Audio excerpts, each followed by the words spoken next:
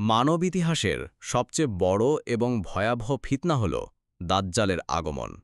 তার আবির্ভাবের পূর্বে এমন কিছু নিদর্শন প্রকাশ পাবে যা জ্ঞানী এবং বিশ্বাসীদের জন্য এক সুস্পষ্ট সতর্কবার্তা।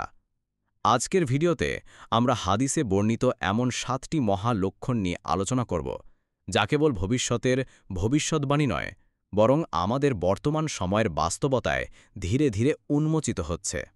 প্রথম লক্ষণ, দ্বীনের অবক্ষয় ও ইসলামের পরিচয় সংকট। রাসূলুল্লাহ সাল্লাল্লাহু আলাইহি ওয়াসাল্লাম বলেছিলেন, ইসলাম একদিন অপরিচিত হিসেবে যাত্রা শুরু করেছিল এবং অচিরেই সে তার সূচনাকালের মতো অপরিচিত হয়ে যাবে।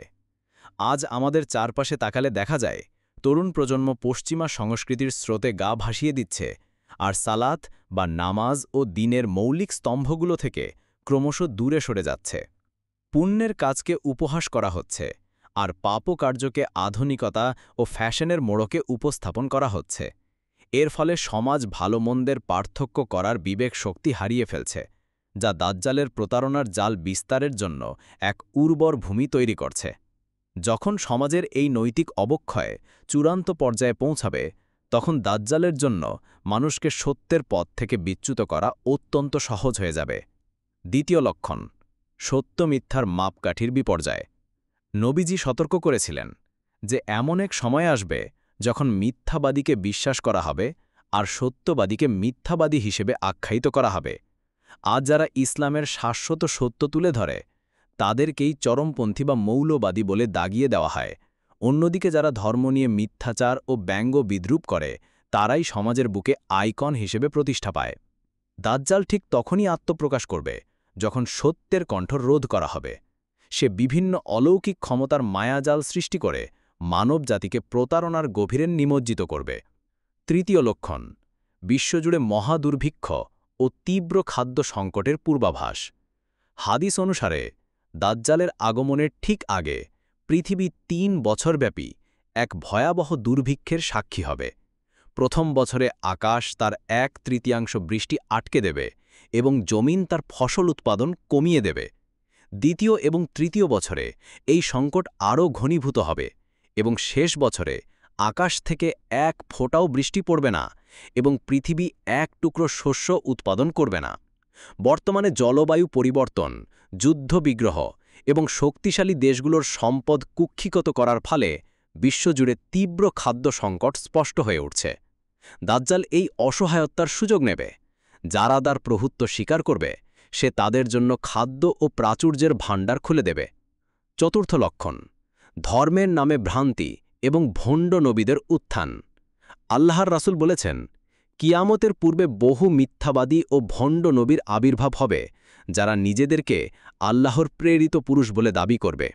ইতিহাস সাক্ষী, ঊনবিংশ শতক থেকে আজ পর্যন্ত অনেকেই নবুয়তের দাবি করেছে এবং অগণিত মানুষকে বিভ্রান্তির পথে পরিচালিত করেছে।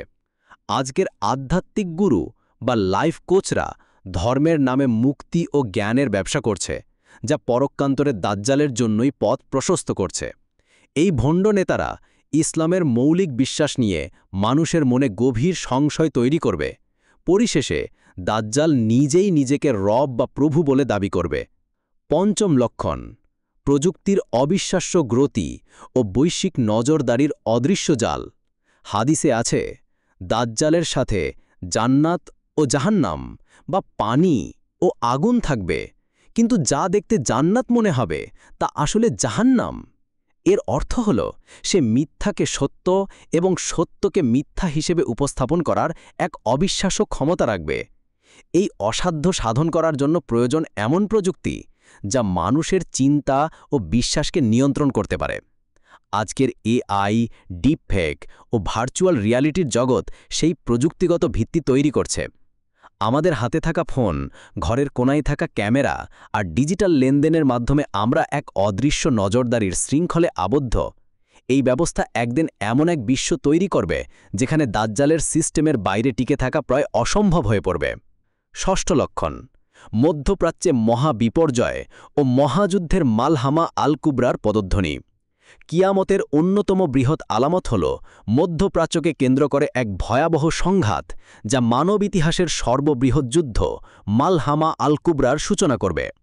নবীজি রোমানদের সাথে মুসলিমদের একটি শান্তি চুক্তির কথা বলেছেন, যার পরেই তারা বিশ্বাসঘাতকতা করবে এবং ৮০টি বিশাল বাহিনী নিয়ে মুসলিমদের ওপর ঝাঁপিয়ে পড়বে।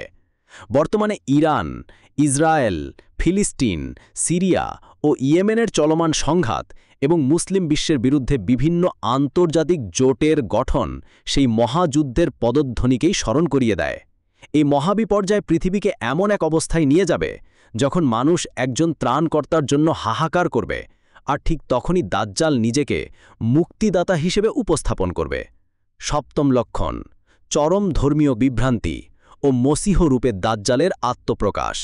দাজ্জালের আগমনের সময় মানুষ ঈমান ও আকীদার এক চরম পরীক্ষায় পড়বে, যেখানে ধর্মের নামে মিথ্যাচার এমনভাবে প্রতিষ্ঠিত হবে যে সত্যকে খুঁজে পাওয়া কঠিন হয়ে যাবে। দাজ্জাল নিজেকে প্রথমে ইমাম মাহদী বা মসীহ ত্রাণকর্তা হিসেবে দাবি করে মানুষের আস্থা অর্জন করবে। যারা সত্য ও মিথ্যার পার্থক্য করতে পারবে না, তারা সহজেই তার অনুসারী হয়ে যাবে। নবীজি বলেছেন, দাজ্জাল দাবি করবে, আমি তোমাদের রব, কিন্তু সত্যিকারের বিশ্বাসীরা তাকে প্রত্যাখ্যান করে বলবে, তুমি মিথ্যাবাদী। দাজ্জাল বিশ্বজুড়ে শান্তি ও মানবতার নামে এক বিশ্ব, এক নেতা, এক ধর্ম প্রতিষ্ঠার ডাক দেবে, যা হবে তার চূড়ান্ত প্রতারণার অংশ।